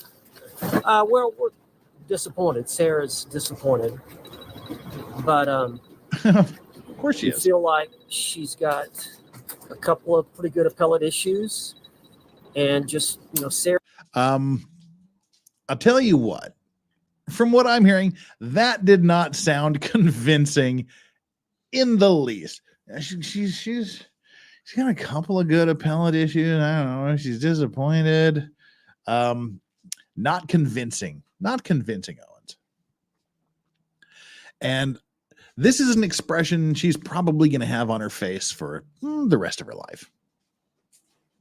Sarah's plight's not over, so I'm sure, as y'all know, she's a fighter. I'm sure she'll be filing an appeal. Yeah, we know she's a fighter. Just ask George. Yeah, she's a fighter. Phrasing, dude. Hey, phrasing. Oh, and look at that look. Look at that look. That's just want to wipe the smug right off that. But we're going to present some mitigating evidence. I think Dr. Harper will be testifying at the sentencing that I think is set early December 2nd, 1:30. So we'll be back up here for the sentencing. And hopefully Dr. Harper can go in a little more depth about some of the other issues, the mental health issues that Sarah suffers from. And hopefully the court will consider that, and then we'll go from there. What do you think the appropriate sentence should be? What do you think the appropriate sentence should be? Well, of course I'm biased, so I don't want to say, because right now, the judge has to make the call. And so I don't want to try to impose on his responsibility as the judge to ultimately decide what's a fair and appropriate sentence. So I don't feel right to say anything. Did you talk to Sarah afterward, and what'd she say? Just shocked. She's shocked. She felt like, she had a defense, as you know. And, it wasn't a good one. Just, in shock. She said she would call me tomorrow morning, so we'll talk some more after she's had some time to think about it. I've had some time to think about it, but, we're obviously really disappointed. We did the best that we could, in the time that we had to prepare. Sarah really liked the team, and we all got along with the 3 lawyers and the other 2 girls that have helped the other 4 lawyers working on the case. And Sarah was, as you know, really happy with us. And, we had some disagreements about how the case should proceed. And Sarah, is opinionated, and some of the things we considered, some not. But ultimately, I think she was happy with the defense. It just didn't go our way. As you know, these trials, a murder charge is a difficult case to beat. And there was some strong evidence that the state used, obviously.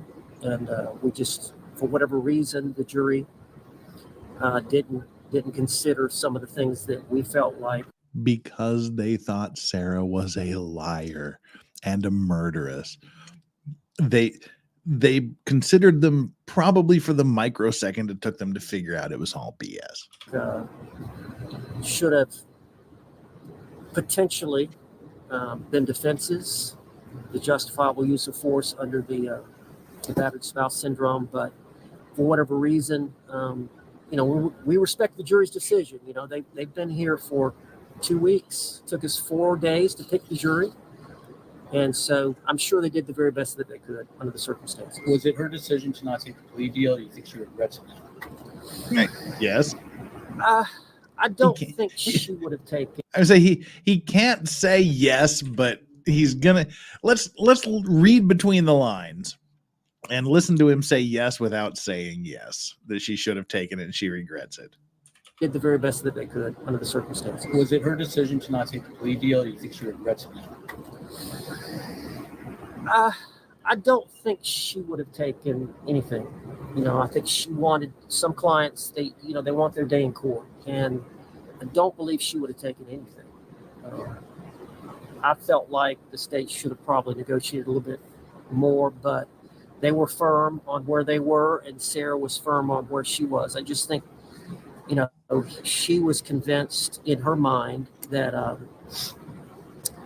that she felt like, obviously she felt like she didn't intend to kill George.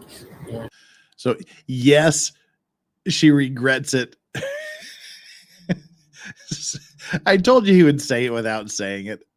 That this was just a circumstance because they were both intoxicated. Things happened that, it was just really unintentional act. So I think she felt bad about any kind of a murder conviction or pleading to any kind of a murder, that she was somehow criminally responsible for George's death. Manslaughter's not murder. That's where her mindset was. And, I think she would have gone to trial even without lawyers. She was ready to go to trial. She was going to trial without lawyers. I think she was happy we came in. We worked as hard as we could. We had about 45 days to get ready, and we did all that we could. So I think she feels good about our efforts. We put everything out on the table, just like any other contest. You do the very best you can, and then you have to accept, the decision by the jury. We respect the jury and appreciate their time and attention on the case. Will you be representing her on her appeal? No. That was quick. No, I'll be representing her at her sentencing. But that was very quick. I think she would qualify since she's indigent for court-appointed appellate counsel. Oh, wow. Florida, they get court-appointed appellate counsel. I said I didn't think they did the other day. All right. That's interesting to know. In Florida, you get state-appointed appellate counsel. And those guys, that's all they do is appellate work. And those are probably the best lawyers to handle something like that. But we're, as I said, really disappointed. Sarah is kind of in shock. But good. We respect the jury's decision. Thank y'all so much. Thank you. All right. Well, that was quick. Oh no, dude talks after this. All right, let's go. I didn't know this had the states. I tried to find the states press conference. I couldn't find it. I didn't know this had it. Sweet. Let's go, Bane J and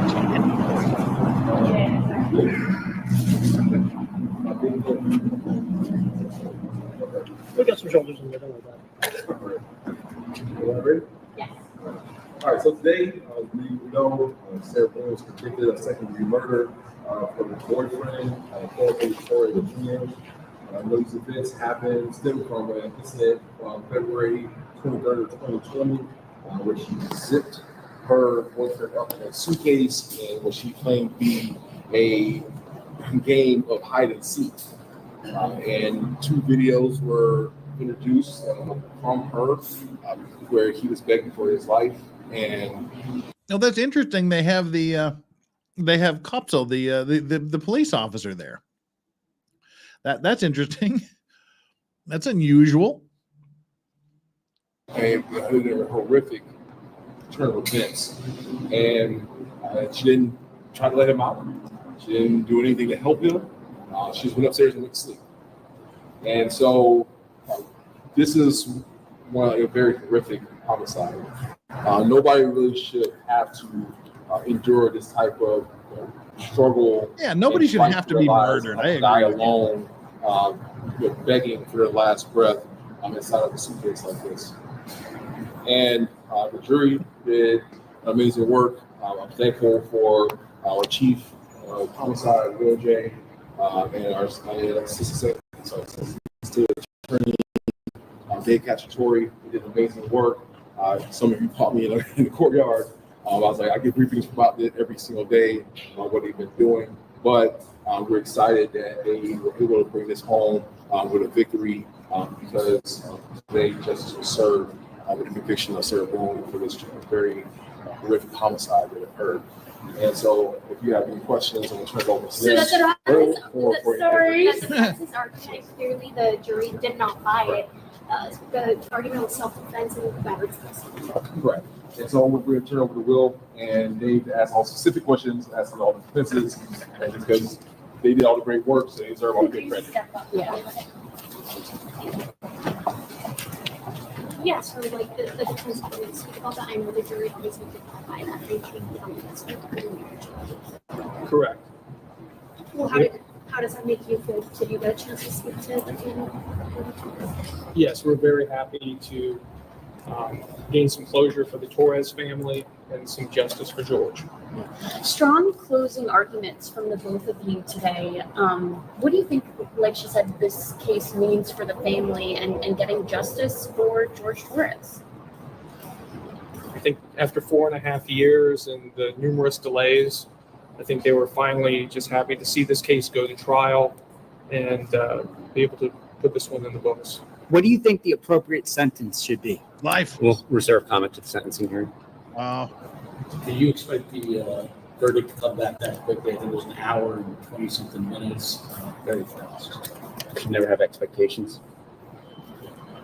What do you think about the case law with respect to Martinez? I know there was a strongly worded letter you all signaled you will be sending. Is that right for judicial review higher up? Can't really talk about future legal arguments. Come on, Jay. Look, I hate when people agree to give press conferences and then they do this. Can we talk to you? Yeah, we'll make a statement. What about this? Not going to talk about it. What about that? I reserve my comments. What about this? Can't really say. What? Come on, Jay. Play ball or don't agree to play ball. How was it in the courtroom? Oh, yeah, he's playing it smart, Quadrini VR, but don't agree to do the press conference. Don't say, yeah, we'll answer your questions, and then not. When you and James Jones, there's obviously moments of tension and then also moments of levity. Was this different than a typical battle that you go into? I wouldn't say it was different than moments of levity. A different relationship than with most defense attorneys. What would you say to the jurors who were here for about 2 weeks on this case? It was a long jury selection and then, of course, a lot of evidence to look at and all of that. What would you want to say to them? Thank them for their service. Will, did you know that it was George Torres' mother who broke down in court today and that was the reason for the bit of an outburst? I was midway afterwards. It happens in these cases. Do you have a chance to talk to her and say something to her? I have not yet. How about you, Dave? I spoke to her along with the rest of the Torres family after the verdict. Just listen to them. A strong rebuttal yesterday from you guys. What do you think that evidence showed the jurors and meant for this case? I can really talk about the evidence. Final question for me is: It's clear their boss, who I believe the gentleman who spoke first is probably the district attorney or whatever they call them in Florida. And he's like, "You're gonna do it. This is a win for our office. We want some brownie points. You're gonna do it." And they're like, "Oh God." This is funny, actually. And his shirt matches the interior decor of the courthouse. That's interesting. You stunned that she did not take that plea deal? It's not for us to say.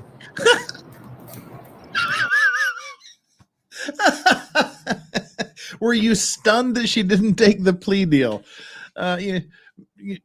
Mr. Tan suit guy was like, and Jay's like, not for us to say. He's like, shit, I don't get to answer that question. Watch him. He was going to answer the question. He opened his mouth to answer the question. Jay's like, we can't comment. He's like, crap. Let's go back a little bit. Showed the jurors and meant for this case. I can really talk about. Well, watch him answer this. Final question Almost for me is: were you stunned that she did not take that plea deal? He's like, He's like, no, it's not for us to say. It's like, oh, damn it. You stunned that you did not take that plea deal? It's not for us to say. Ah, crap. All right, whatever. Thank you. That was kind of funny, wasn't it? Yeah. Sucks. They got me here for a long time, a couple weeks, but thank you for coming. I think he's the district attorney or whatever they call him there. Hey, march off. I am Chris, the squeegee of justice. I'm here with Mert. This is Chris. He is the proprietor in the of Trial court. TV Live. So he's the man that makes all of this possible on Trial TV Live. All right, people. That brings us to the end here. We are now at the end of our review of the Sarah Boone closing arguments, verdict, and aftermath. Sharpen this up a little bit here. There we go. Wow, we are done with Sarah Boone until December 2nd, when it'll be her sentencing, and likely we will never have to talk about her again, except as a footnote when we talk about other cases. So what's going to be happening here? Tomorrow and Thursday. So Wednesday and Thursday is Halloween is coming up. And what we did last year, by popular demand, we're doing it again this year. We'll be reading spooky stories. We're going to decompress from Sarah Boone before we get into the next depressing case. We'll take a couple of days to chill for Halloween. We'll do some spooky readings from Edgar Allan Poe and H.P. Lovecraft for a couple of days. We'll have fun. We did it last year. Everybody liked it. Want to do it again this year, so we're doing it again this year. So far, the stories we have lined up are Edgar Allan Poe's The Raven, H.P. Lovecraft, The Cats of Ulthar, also Lovecraft, a story called Memory, and a classic Edgar Allan Poe's Telltale Heart, and then pretty much H.P. Lovecraft from there. Now, Dagon, From Beyond, The Statement of Randolph Carter, The Beast in the Cave, and Thursday will probably be a very long reading of The Call of Cthulhu. For those of you that don't know, my house is this studio is essentially a Cthulhu shrine. In case you didn't know that, let's see where's the sorry dog goes. We're gonna have to steal your camera here for a minute. Where did the pig dogs go? There they are. Yeah, so that's if you didn't know, essentially my house here is we've got Cthulhu art all over the place here. All across the walls and everywhere. So yeah, we'll probably be reading on Halloween night all of the Call of Cthulhu. If we have more time, we'll read some other stories. But those are kind of the stories I have lined up so far. And if we have extra time, we'll squeeze some more stories in. From Beyond was the remake was a good movie. The recent version of From Beyond was a good movie. But anyway, that's what we'll do Wednesday and Thursday. We'll do the spooky stories. And then on Friday, I'll have to decide what to do. I haven't really decided yet. But if we don't start it on Friday, definitely next Monday, we will restart the Leilani Simon trial. Nothing funny about that trial. No wacky, witty AI songs. No gimmicks like Boontang. None of that. It's a straight up 9-day depressing as hell trial about a woman who chose drugs apparently over her 20-month-old child.